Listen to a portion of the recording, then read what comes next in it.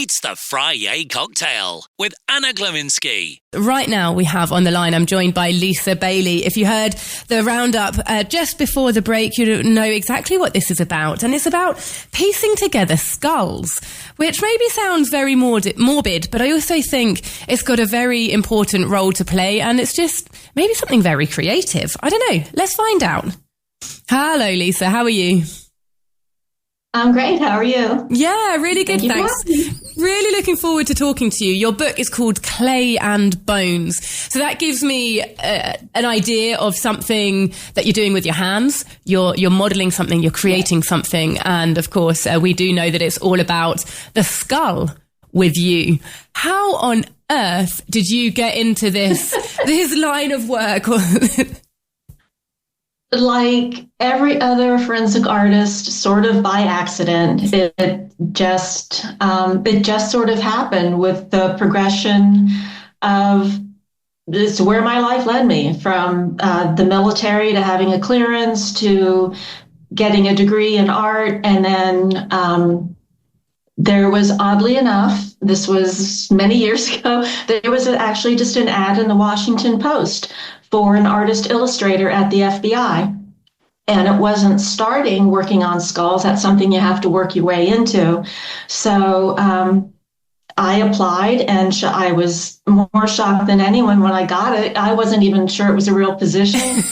Sometimes, I'm just saying, sometimes the government will post positions that are already filled for legal reasons. So, they might already have somebody in mind, but that wasn't the case. This was a junior position. So I started sort of at the bottom rung as an artist, and then became what they call a visual information specialist. And wow. As soon as I saw, I'll tell you what, when my boss was giving me a tour of the unit, he pointed to a locker and he said, "Oh, that's where we keep the skulls." And I was like, wait a minute, and he actual skulls. And I said, well, you need to tell me everything. And as soon as I found out about forensic facial approximation, that was my life's mission, is to learn how to do it and make that my job. And it was. I loved it. They're different skill sets, though, I imagine, illustrating faces as opposed to making a 3D structure, a clay structure, as you were saying. So, you had this goal in mind that you wanted to work with the skulls, you wanted to get into that modeling, but I suppose you were drawing at the beginning. So is this something that you worked on in your spare time to grow a skill set to go in one direction?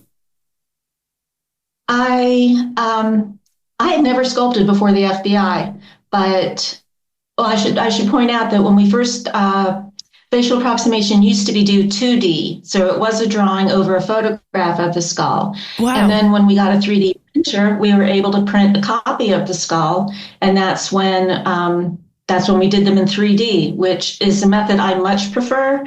I just think you get a more natural feel for the face. It's like when you start applying the clay and you're using your knowledge of facial anatomy, and you have guides for tissue depths, and you have some of the anthropological information.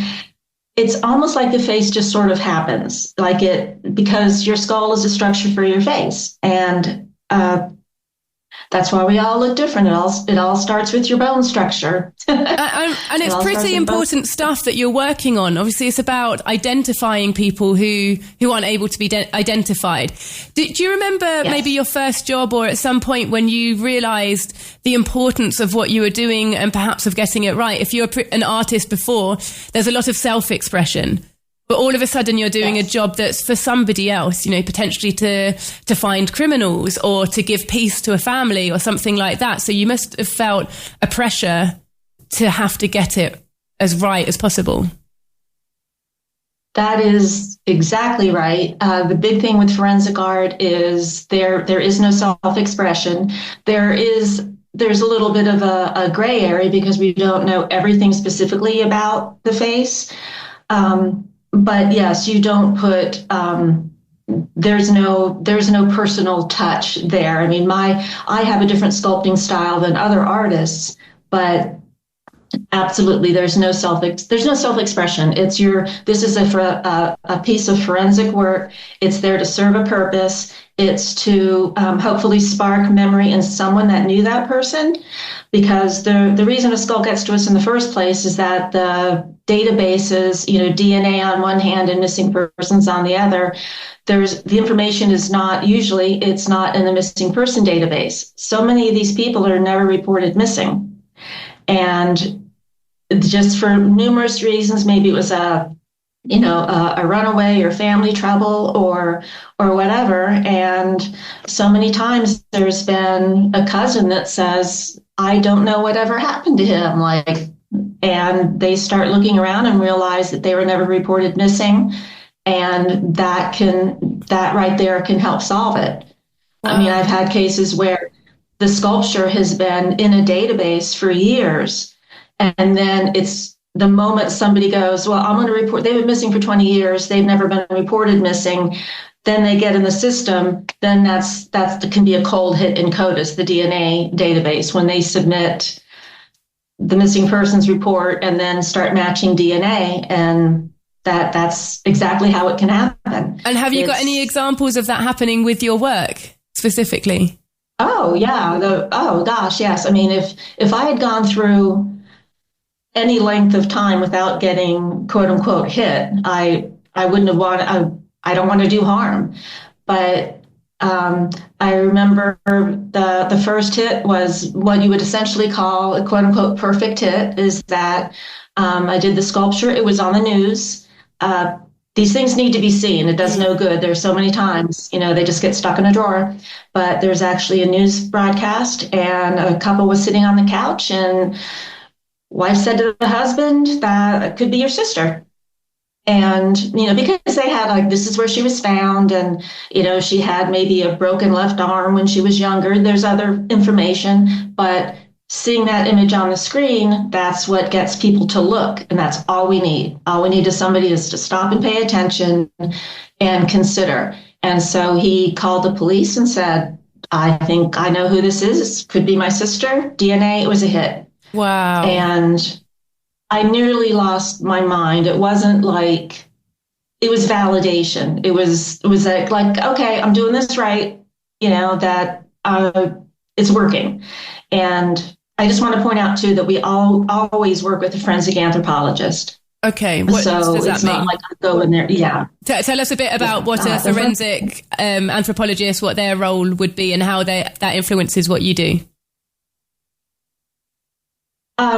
Because they determine the age, sex, ancestry. I'm just missed one, but so we can't begin to start working on a skull unless we know, okay, this is a female who possibly in her 30s, European descent, things like that. And then they also measure the skull, and they'll notice things that need to be brought out in the sculpture, like maybe their nose had been broken in the past. So that would be something I would really need to highlight and even emphasize. If one of the big things for identification is unusual teeth. So say they have a gap in their front teeth.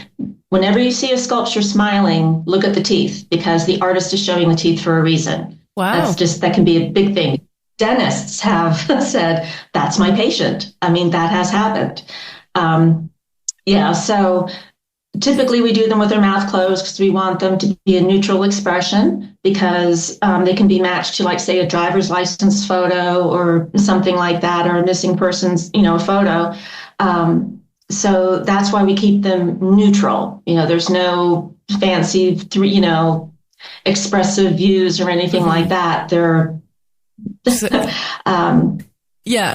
they're serve a forensic purpose. Like I said, it's not the time for artsiness. And how accurate can you get it? How do you build up that face, from a skull and making it look like you and me, a human being? With accuracy, I imagine you've got to know where the different muscles are. It's not just putting clay on top of the skull, like slapping it on, and then you'll get a replica of that face. Explain to us in a bit more detail about that. To you, it's the most obvious thing in the world, but to us, I don't see why you couldn't just cover a skull with some paper mache Yeah. and be like, well, this is what they look like. Right. Yeah. There have been a number of tissue depth studies. So we know, like if you feel the skin on your forehead, you can go, okay, well, that's only about, a few millimeters thick. And, cheeks, obviously you have the fat pad, fat pad there. So we have averages of, like, say, along the back of the jawline. I still remember the averages is like 17 millimeters, 5 to 6 millimeters for the forehead. And we don't know weight because these are all skeletal remains. 99% of them are skeletal. So we usually have to depict them at an average weight. But the more unusual the skull is, the more unique the sculpture is going to be.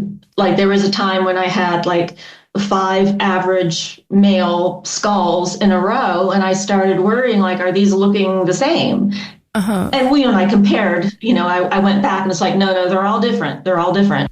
But, there's plenty of average looking people. So if a skull came in with like a really high forehead, and that we know that because of the position of the eyes, if somebody has a high forehead, that starts with the skull. So if we got, a high forehead and a large nose and a protruding chin, I mean, that's just every forensic artist's dream, because that's going to be a really unique face. And so in those cases, they're never going to be a portrait, but they don't have to be. I mean, if we could, if some technology existed where we could make it into a portrait, we would, but there's only so much you can determine from the skull. So we're working with all that we have.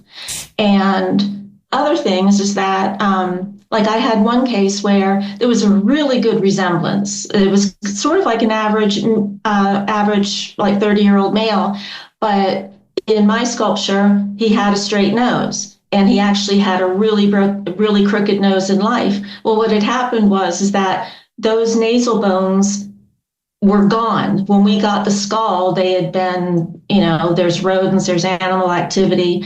So without those bones, the nasal bones, like right at the, in between your eyes, like the bridge there, yeah. Before you get to the cartilage, the bridge there, that gives us a lot of information. So I didn't have that. So the only choice I had was to give him a straight nose. Yeah. So that's the other thing with our job, is to educate the public that, there's some things we can determine and some we can't. And then you have to consider what we have to work with. I've had skulls where there was no jaw, there was no mandible. And you just have to do the best you can with half a skull, basically. Wow. But we've had identification. And then what about adding finishing details like color or makeup or, something like that? Hair. Do your sculptures take on a more lifelike, like a Madame Tussauds kind of lifelike feel about them, or do they remain a neutral color? At the FBI, they're always neutral. Some artists have different opinions. They're like, oh, they were, they said brown hair, so they'll put a brown wig on or whatever. But if you start introducing color, you'd have to know that information, and you're not going to know that from skeletal remains. I mean, there's some just absolutely beautiful forensic sculptures out there using color. But at the FBI, it's like, no, we are only going to show what we know. And if you look at a sculpture of Lincoln or George Washington, you don't need color to know who that is. Mm-hmm. So color, and it can throw people off. I had one where you might think an inclination because she was Latina. Oh, I'm going to give her dark hair and dark eyes. Well, no, because if I do that, like, you don't know. My hair color's changed, I don't know how many times in the past year. So color, if you're looking for a blonde, blue-eyed sister and an artist just put a brown wig on, you could just, you've seen it and your mind just says no, that it doesn't register as a possibility. So it's too much of a risk, like a distraction. Yeah. A risk of distraction. Exactly. And that goes in with, it's not ego, but it's just making it look like a more attractive sculpture and making it look better, with wigs and makeup and things like that, or skin tone. I mean, you can't determine skin tone. And so it's just, and I'll tell you this, and maybe this will be a plea to the public, is that when you see something like that, there are people that have taken my sculptures, my drawings, other artists, and colorized them and publicized them. And they think they're helping, like, oh no, like we need to make this look better. And, you're like, I thought of that. It's like we know that, yeah. We do have a forensic anthropologist. We do have people that know their jobs and know what they're doing. And please don't add color. But, we can't help it. They're, free country, they can do it. And I like to think their hearts are in the right place, but it's not benefiting anybody. And I've seen the results of that. I've seen my neutral colored sculpture be colorized with red hair, and guess what? The person was identified, and she had blonde hair. Yeah. It's more frustrating than it is helpful, and you've got your reasons for doing things the way you are. Absolutely. And how often have you sort of deconstructed the work that you do? You're looking at somebody alive with a full face, and you're imagining their skull behind it. Do you think that you can accurately see the skull inside someone's head? Can you see mine right now? I mean, it's every forensic artist does it. And I actually have a model of my own skull. Yes. I went to the dentist. They did one of those, crazy fancy x-rays. And when he pulled it up on screen, I saw that it was my skull. I saw it wasn't just my teeth. I said, you have like a DICOM scan? Are you kidding me?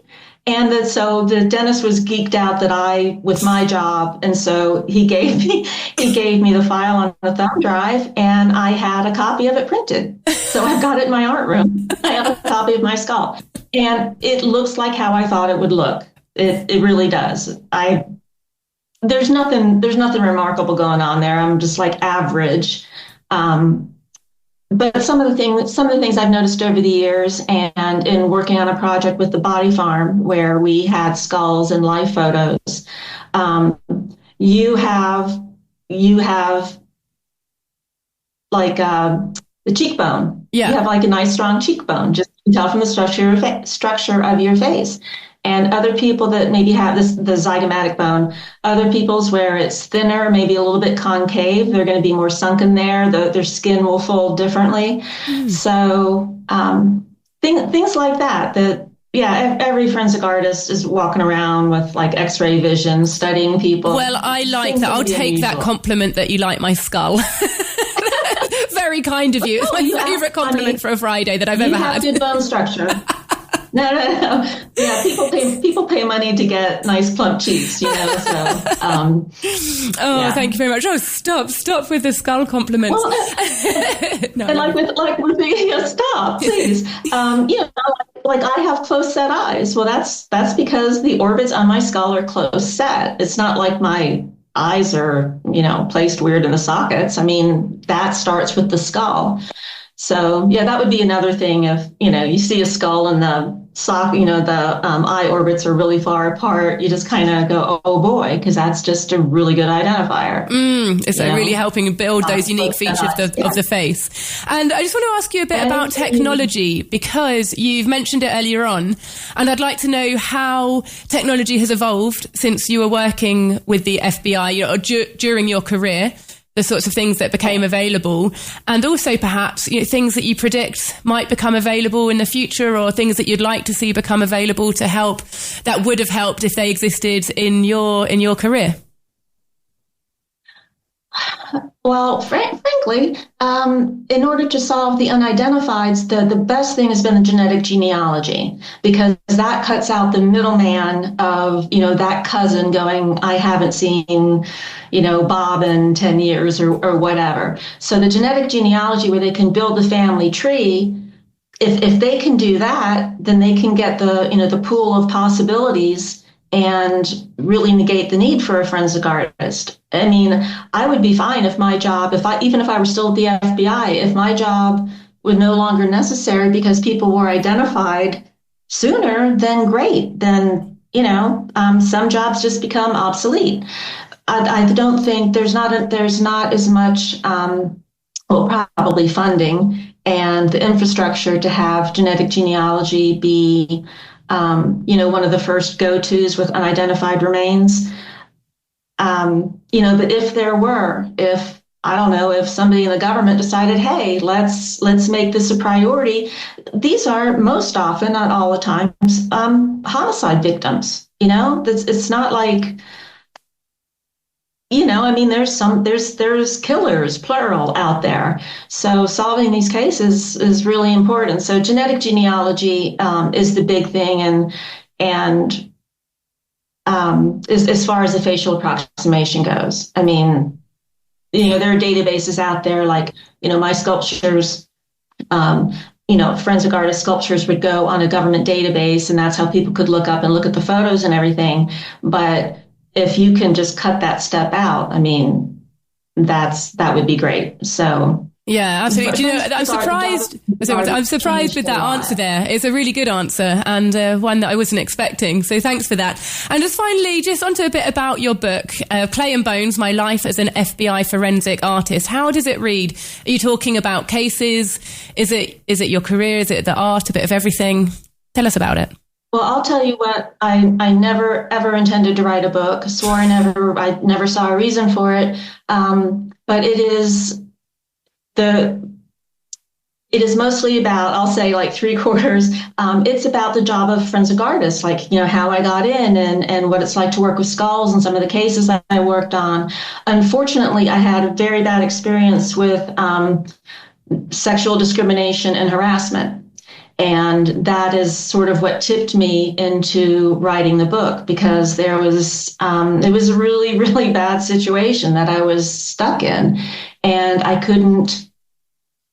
Sometimes you can't leave a job. There was nowhere else for me to go. So I just felt it was really important that, yes, even at the FBI, sorry, things aren't always fair.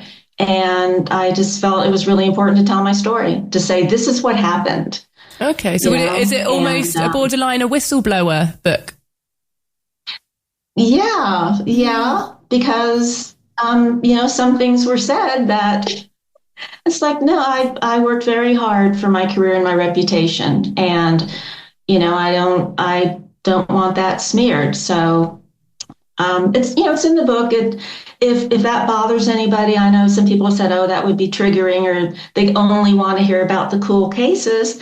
It's like, well, I would have liked to have only worked cool cases and not have had that experience, but I did. And so what do you do when you can't or won't leave the job that you love?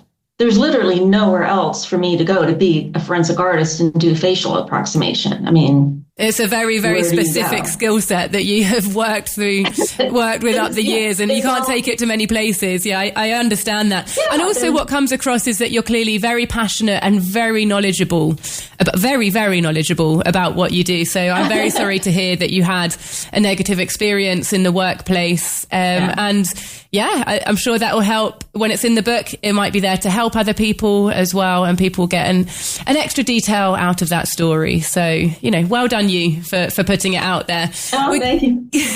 We're going to wrap it up now. Is there anything else you'd like to say about the book, like what you'd like people to get out of it if they read it, or who would you say that it's specifically for?